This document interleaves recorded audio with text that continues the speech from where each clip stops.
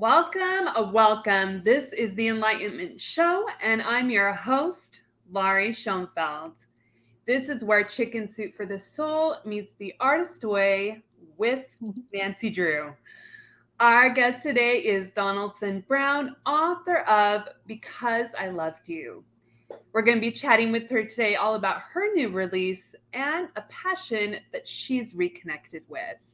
Welcome, Donnaldson. Thank you, Lori. It's such a great pleasure to be here. I've been looking forward to talking with you. I'm so very happy to have you here, and I'm just enjoying, as we talked about before the show, seeing your beautiful face, and you got plants, it looks like, and guitars, like you got a whole vibe hanging out with you today. So welcome. Thank you. What is one of your favorite things about this time of year? Oh, well, I love to garden. Starting about 12 years ago, maybe, I also started to keep a vegetable garden up. I have a little place in Western Massachusetts in the Berkshires. Getting ready to garden. And I also am a big hiker. I have 2 dogs. So I'm frequently walking the trails with my dogs. And just the other day so in Massachusetts, spring is just starting, like my daffodils are like just starting to peak up. And I was walking on the trail, and all of a sudden there was this beautiful purpley pink flower that I'd never seen before growing on this little vine. Everything else was still brown and still the dead leaves and just this first bits of spring poking out. So it was very exciting. Mm-hmm. It's beautiful down there in Massachusetts. We went last year in Salem around this time as well. And it's just gorgeous. Yeah. It's a beautiful state. I'm way west, so the other side of the state. But I love it. What do you like to grow for your vegetable garden? Well, I always try something new every year. Last year, I grew butternut squash for the first time, and it was actually kind of an accident because I thought I was buying yellow squash and zucchini, and it ended up, I was like, that's not a yellow squash. And so I had butternut squash, which was a real surprise because I was eating butternut squashes because of course, I would put them in my cellar and they kept for months. I think the last one I ate was in February. But always tomatoes and always lots of lettuces and arugula and kale and green beans. I remember the first year my husband and I grew my husband has passed away, but we started the garden together. First year we grew green beans. We were so new to gardening. It's like when they kept growing back, we thought we had like the magic beanstalk, carrots and beets and kind of the usual, I guess, really. But it's just such a pleasure to eat out of the garden, to go step outside and think, oh, what do I want to eat tonight? Mm-hmm. And there it is. Yeah, there it is. Fresh. Can you share with our listeners and viewers what Because I Loved You is all about? Yes, gladly. Well, it's something of an epic love story. And it opens in 1972 in a very small ranching town in Northeast Texas against the backdrop of the Vietnam War. And that's when we meet our 2 main characters, Lenny and Caleb, and they're teenagers at the time. And each of them sort of has ambitions and aspirations that they believe sort of exceed the bounds of their town. And also each of their families in very different ways sort of undergoing some change and some tragedy. But they fall very in love. It's their first love, but I think it's, very important. And they have to make a choice and go separate ways. And so the novel takes place in 3 distinct time periods. It opens, as I said, in 1972 in Texas, and then resumes in 1986 in New York City, And again, that's a time that I was really interested in, that period of time, especially in New York City. That's around the time that I came to New York City, actually.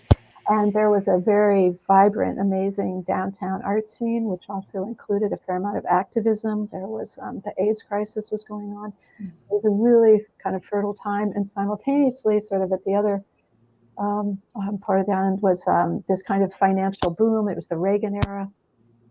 So there was this kind of interesting clash in some ways, but interesting kind of integration of two very different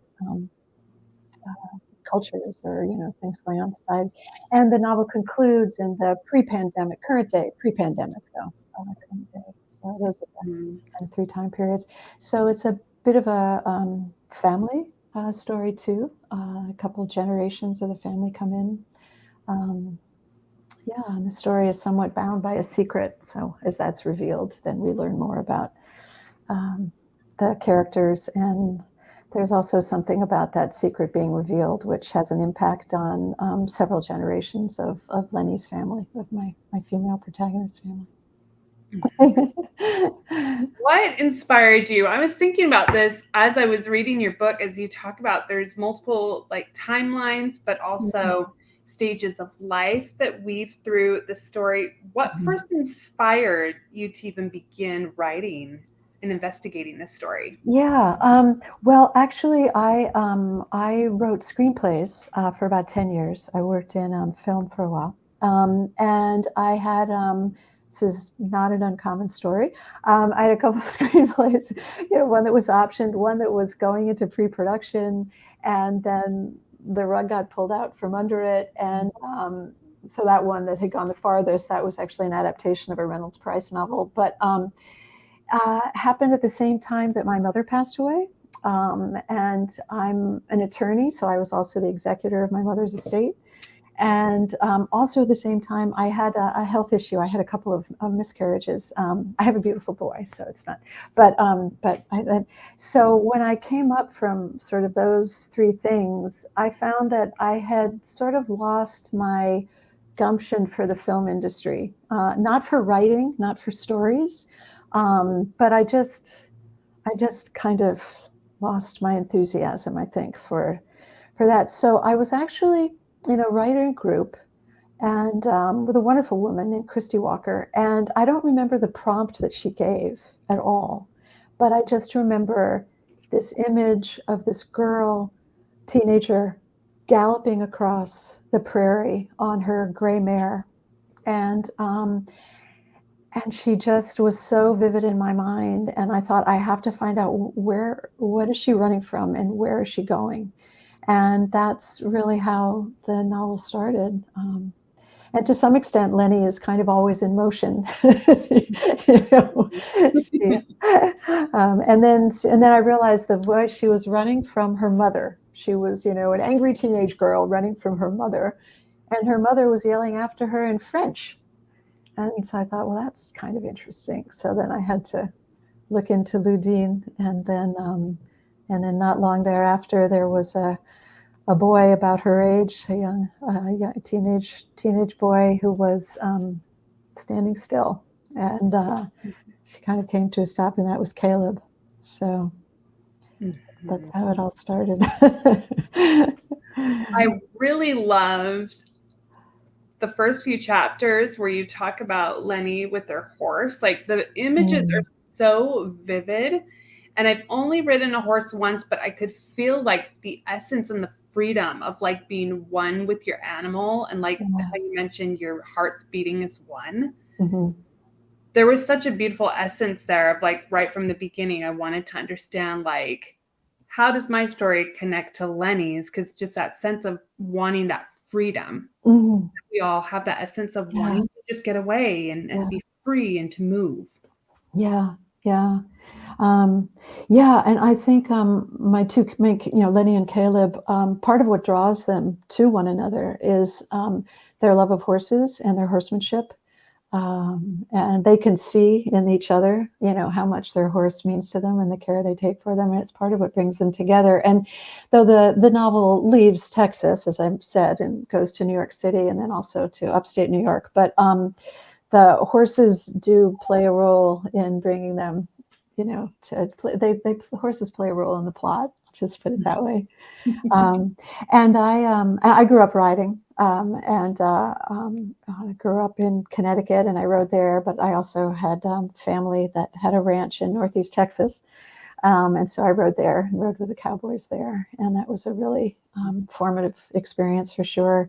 And I now do work with horses for an organization. We work with the primary mission is working with veterans, but we also work with first responders and people in recovery and others coping with post-traumatic stress injuries, and we work with horses. So it's a kind of experiential learning and somatic experiencing with horses, because they are incredibly intuitive and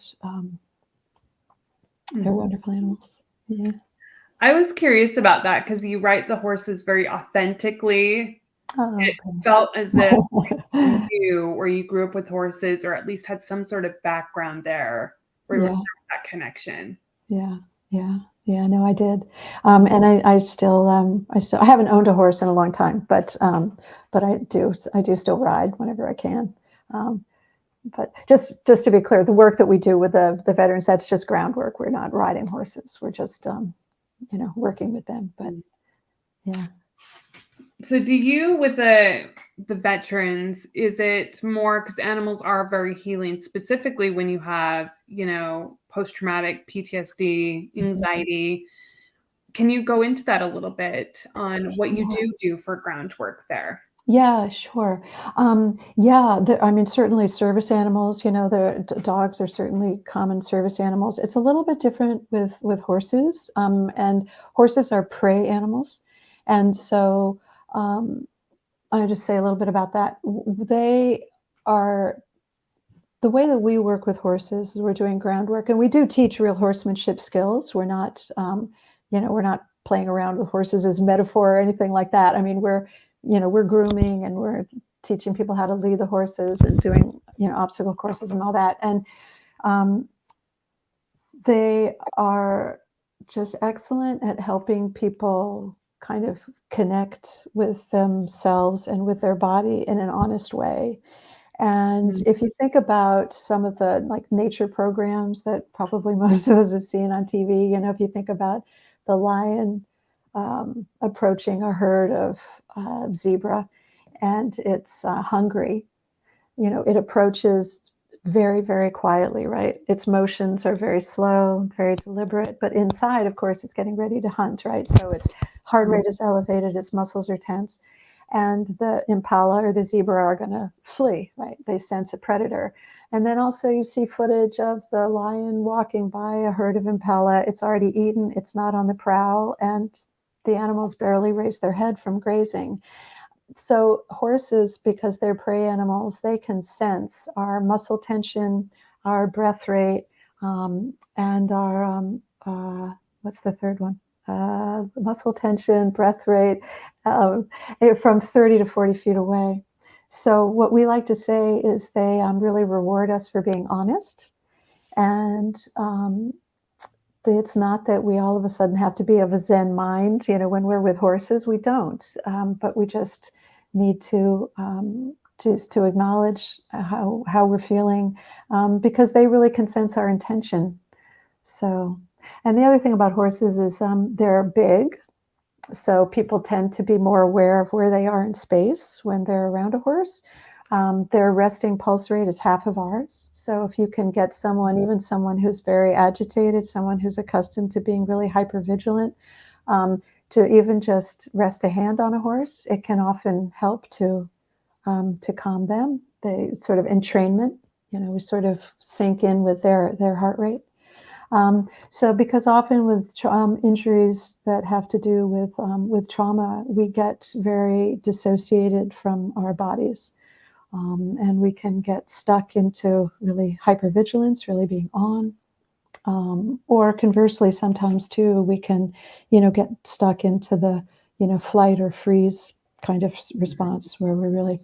So it's just a process of helping people to really understand the sensations in their own body, And so many times someone will start off, they've never been around horses. It's, it's scary. They don't know what they're doing. And by our fourth or fifth session, they're getting a horse in the round pen by themselves to trot and canter around with no lead rope, no halter, and then stop and then come in and walk beside them.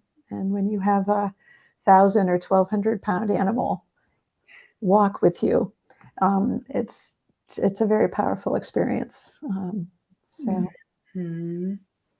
So build a little bit of their inner confidence, a little bit like that inner compass, and their confidence is kind of what it sounds like when you're talking about it. Yeah. No, I think that's a really good point. Yeah. And I think it's part of helping people to learn how to raise their energy, because we do get the horses to do things, we're in a round pen, and I not the first, time or two, but, the third or fourth time. Yeah. It's like, raise your energy up, and be confident. What do you want them to do? Set a boundary. Is he coming too close? You tell them how close you want to come, and that can be really empowering. And then also to calm your energy down. So, when do you want the horse to come back into you and to walk with you? So that's a much quieter energy. Because I think we've all, read or heard about the statistics of, suicide and divorce, for veterans and for first responders too, for sure. We also did some work with frontline healthcare workers, during the pandemic. And, we rely on people to overcome their fear, to override their emotions when they're in combat, when they're in an emergency, when they're dealing with a health crisis. It's a very important skill. But if you stay there, if you stay stuck there, it's tremendously, what we say is it's just tremendously expensive, to your system and to relationships, because how do you come into a relationship if you're always up here or defensive? Mm-hmm. Yeah. What 3 things did you love most about Cal and Lenny as you were writing Let's see. I think some of the things that I loved about Lenny was she has some real grit, and I respect that about her. And I also respect and really liked her love of animals, which I also share. And she stuck with her. She wanted to be a painter. She wanted to be an artist. That was really important to her. She was always with her sketch pad when we meet her as a teenager, and she never let that go. So I respect that a lot about her. Mm-hmm. I loved that a lot about her too, because I kind of felt like I was living vicariously on something that I didn't do, but also was like, oh, I'll come back to being more like Lenny. Yeah. Yeah. No, I respect that about her, because I kind of wish I'd been a little more like her in some ways. What about Cal? Oh, Cal. I really, I love his, his intelligence. He's a very, and he's also got emotional intelligence too. He's I like his sensitivity. Also his love of animals and the way he relates to his horses. And he has a gentleness that I really admire. And also physical strength. He grew up working on the ranch. He's a strong guy like that too. And a young man. I just I was thinking about this recently. It takes a long time to write a novel. I mean, I don't know how people like Joyce Carol Oates, and Stephen King do it. God bless them; they're unbelievable. But for many of us, and definitely for me, it takes a long time, and it's not the most rational endeavor, But I realize one of the things that just keeps me at it, and I have another one in the works, is the intimacy that you can have with your characters. And I know everything about them, and not just Lenny and Cal, but the other characters too. And I think, for some of us who might, yearn for that kind of connection or intimacy, it's a difficult, maybe impossible thing to achieve really in real life. I mean, I was married for 30 years before I lost my husband, and but there are many things I didn't know. He was always still taking me by surprise, and raised my son, same thing. It's like, really, so there's something about the intimacy with my characters that I think that's kind of the crux of what keeps me going. Do you feel like, Donaldson, when you're connecting with your characters, that there's an understanding that you can have with them at a different level than maybe what you can have with the outside world sometimes? Yeah, I think sometimes, yeah. And also, there's for me in the writing, and this was the first novel that I completed, but there are times when in the process I feel that, I should be outlining, or I should know where all this is going. And when I start, if I bring in my right brain, my analytical brain too early, I feel like it just deadens the stories. And, sometimes I just feel like my characters, they just want to like turn around, put their hand on their hip and look at me. Would you just leave me alone? So, so I've come over, quite a few years now, I'm starting to just respect the process, accept the process, I guess I should say, in a way that was much more difficult when I was starting out, the fiction writing for sure. I like that a lot because I'm actually thinking about my own writing process a little bit of how just naturally, organically as a creative, you think you have to go at a certain pace because you see and hear what other people are doing. But then almost like I've definitely had that moment too of, would I want my friendship to go really fast with someone in the outside world, or do I want it to organically like curate and come up as it's meant to be in that moment and just kind of unfold, which feels that way in art for me too. Yeah. Oh, I love that metaphor. I love that way of looking at it. Absolutely. Rushing never worked for me. Just for Yeah. me in general, I'm like, my characters they didn't really talk much during that time. It took me a while to Yeah. realize maybe they just need some space. Right. And that's where the surprises are, I mean, it's kind of where the wonder is. Yes. Um, In the matters of love, what is something that you've learned along the way? writing this book or just in, Of writing the book or just in general or both? yeah. I wonder if part of this also has to do with, like what one learns or what I learned, as I got older. But I'm kind of going to come back to space again a little bit. It's like even in relationships, just giving people their space. And sometimes it's challenging to sit and see and accept what is.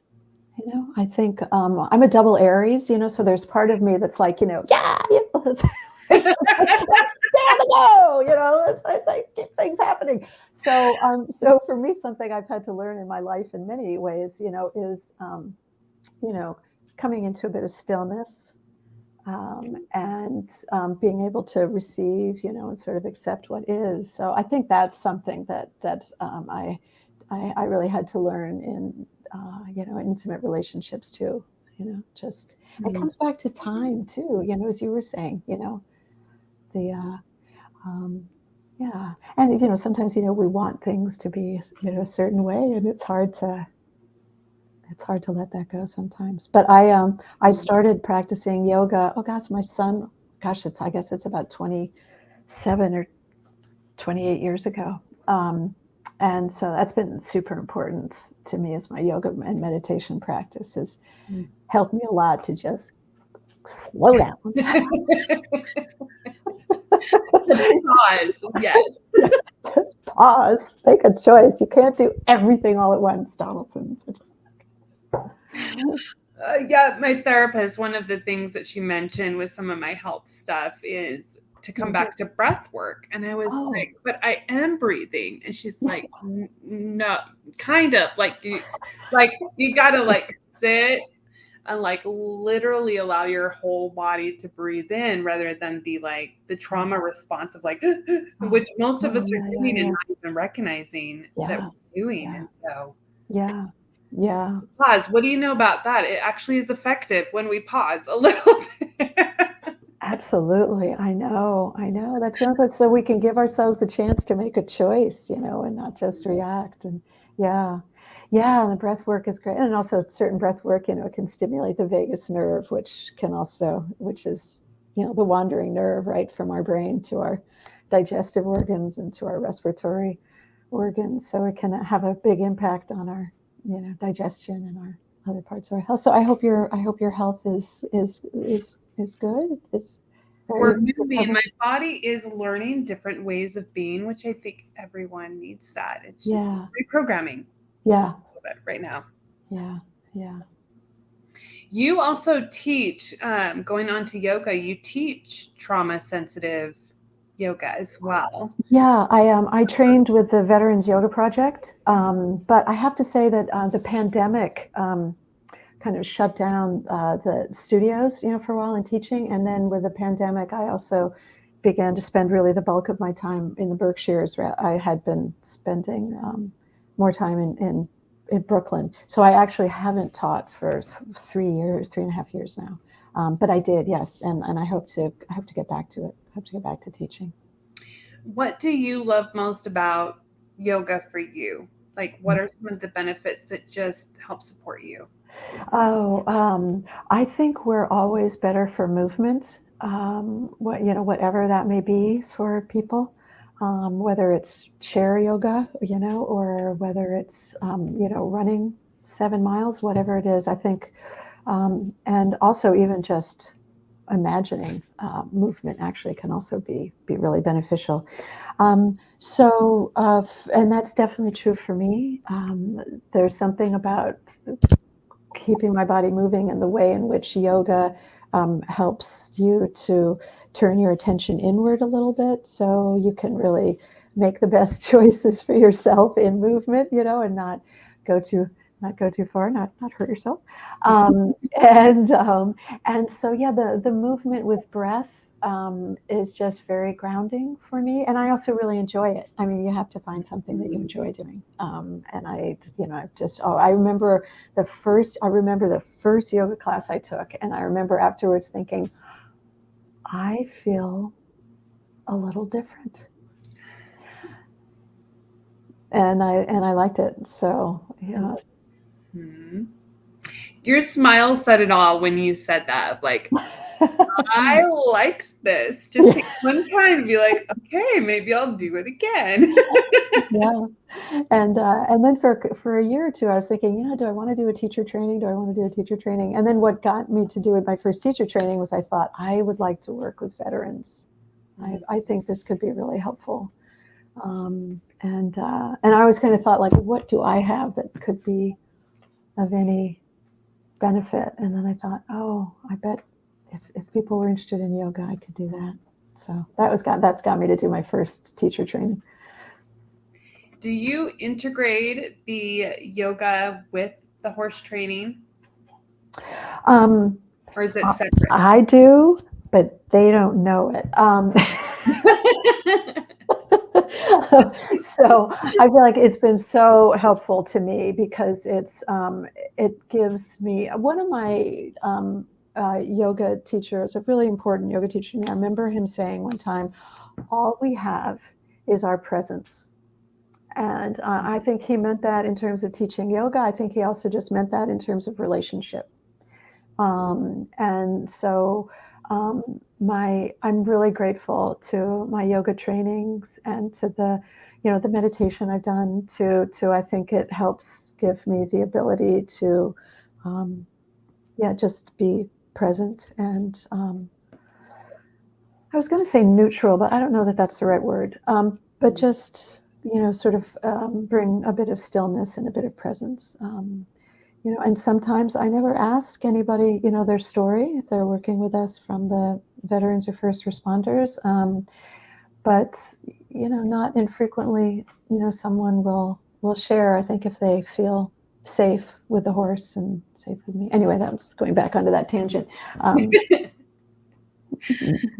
We have a question coming in for you, Donnaldson. Miss Julia Slack asked, do you have experience with Vietnam veterans? And she says, I meant personal experience in your family. Oh, no, not in my family. My husband actually enlisted and was in the Army, but he did not see combat. And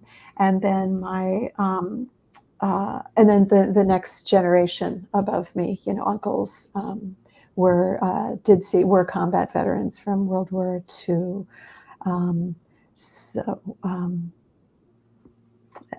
Yeah. A cousin's, a husband, but served in Vietnam. But and then we have worked with Vietnam veterans at the Equus. Oops. That's a great question, Julia. Thank you for asking that. And thank you for being here. What is a common misunderstanding, Donnaldson, about veterans that have PTSD? Oh, yeah.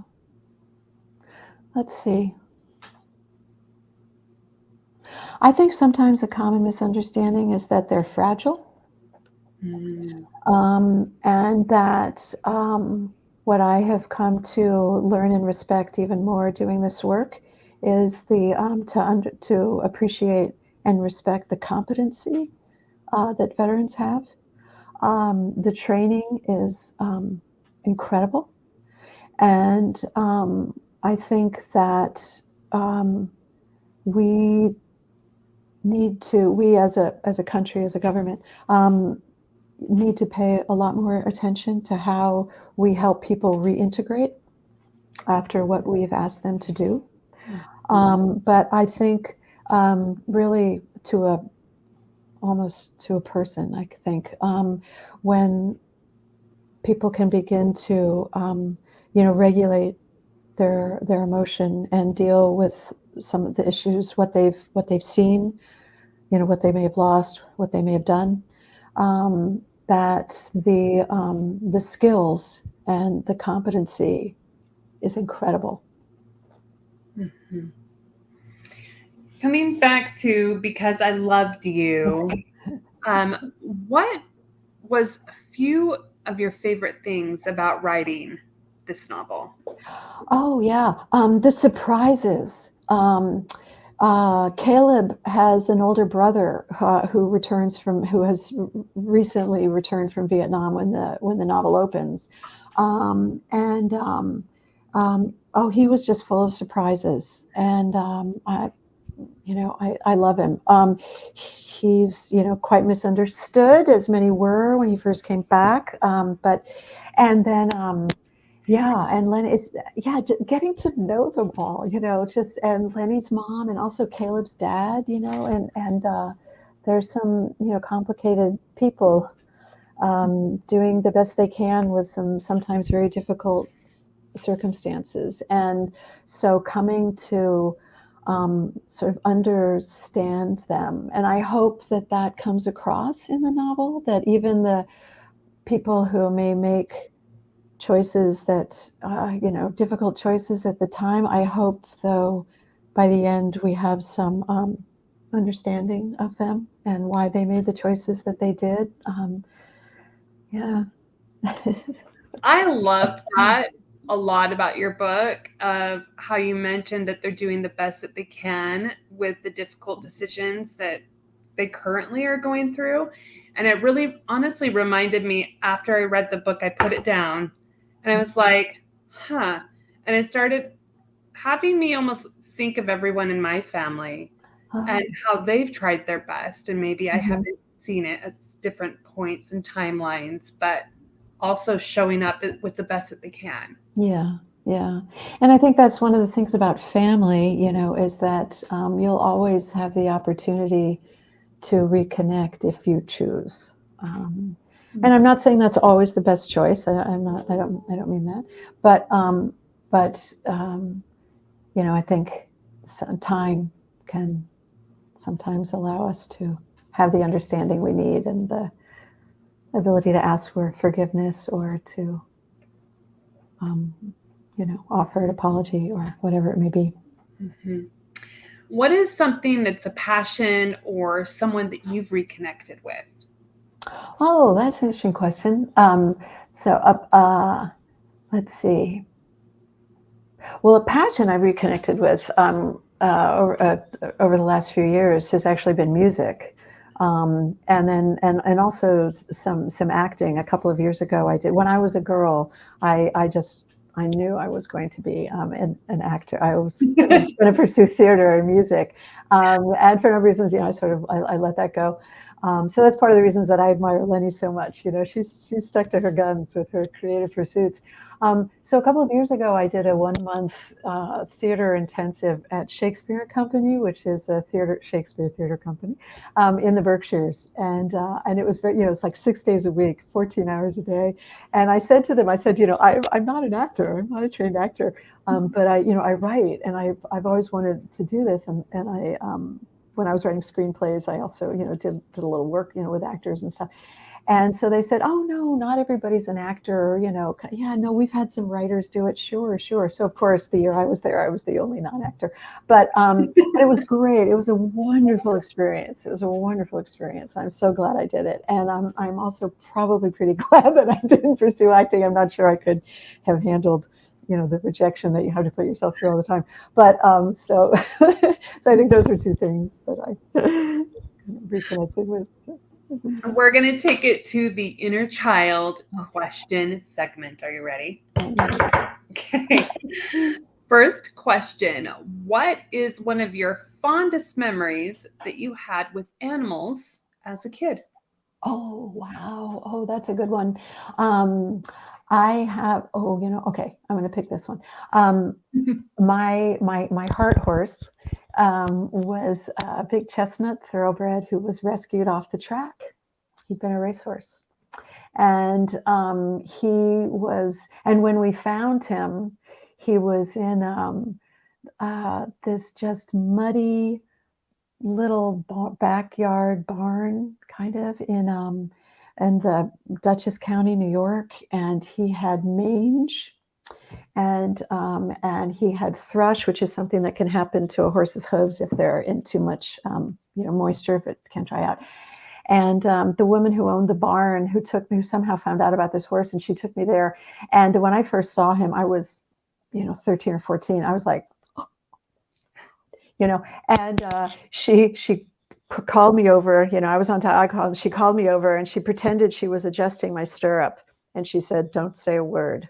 We're getting this horse." And I was like, and this was, the age and the era is kind of like, you don't talk back. It's like I wasn't going to talk back to her, but inside I was like going, well, she was right. He was just a gem. He was just a gem, and we fattened him up and got him healthy, and he was one of he was my first love. The first love with animals, man. Second question. As a teen, what was the first job that you ever had? Oh gosh. I think the first job I ever had was teaching some writing lessons, to real little chitlins. Yeah, it was fun. It was fun. We had one of the little ponies at the barn. Yeah. Okay, I'm just envisioning this. So is it like there were multiple kids that would come all together, or was it like a one-on-one, you would help them get on the horse and walk around, or what was that like? Yeah. It was definitely, well, when they were really little, like 6, 7, 8, we would just have like maybe 3 at a time, and so teaching them to brush This was a barn where you did everything. It wasn't one of those where they bring you the pony and you just hop on. So yeah, teaching them to brush the horse and pick their hooves, and give them a leg up on the saddle. I could still see with this one little girl with her pigtails, and then go into the barn. And I think at that age, because I would have been a fairly young teenager, 14, or so. That there would have been an adult with me. They wouldn't. I don't think they would have. Even back then, we did some stuff that nobody would let you do now. But I think even back then, they would have made sure there would have been an adult with me with it there. But yeah, I'm sure there was. But it was fun. Third question for you, Donnaldson. What is the oddest food combo that you've liked and tried, or you've just tried? Yeah, I bet as soon as I turn off my computer, I'm going to think, oh, I ate grubs in, something or other. But I can't, the only thing that comes to my mind, I don't know how, you have to tell me if this counts. If it doesn't, I'll try to rack my brain harder. I loved peanut butter when I was a kid. And I remember I used to sneak into our little, pantry and get the ice cream scoop and put a scoop of peanut butter on the ice cream cone. And then I would lick I would eat the peanut butter as though it were ice cream. Does that count? That totally counts. Oh, You're in okay. good company. Right. Yeah, you're in good company though. It totally counts. So I have never done it in an ice cream cone though, and that sounds amazing. I still love peanut butter. I'll still just go scoop the peanut butter and put a little jelly on it sometimes. Because it's, it will fill you up, but it's like the perfect soothing combo for like everything. Yeah, I feel like. I agree. I agree. It's so good. Yep. Now we're gonna have to do a cone because that just is this an ice cream cone or a waffle cone or just whatever. Yeah, it was the waffle cone. Just the darker one. Yes, that's the waffle cone, right? Yeah. That sounds amazing. Yeah. high calorie. We have to say that, but yes, still. Yes. But still, that's so playful to do it in the waffle cone, though. You were really good on the fancy picks with the peanut butter and the waffle cone. So I know crackers just didn't cut it. No, not even an ice cream cone. Before we end today, can you share with our listeners and viewers what living a creatively abundant life means to you? Oh, I think it means paying attention. And for me, I guess going back to something I began to say or tried to say a little bit earlier, for me, it's also been sort of finding some stillness, so you can kind of receive and see what is, and then also for me, and I don't know whether other people would relate to this. I had to kind of find my footing and my confidence in the world. I had a pretty complicated family and upbringing.